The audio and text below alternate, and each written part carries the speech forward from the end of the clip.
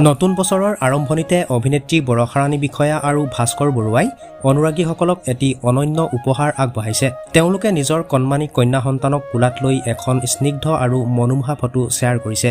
এই ছবিখনত পিতৃ-মাতৃৰ অপাৰ স্নেহ, ভালপোৱা আৰু নৱজীৱনৰ আনন্দৰ এক অপূৰ্ব মিশ্ৰণ দেখা গৈছে।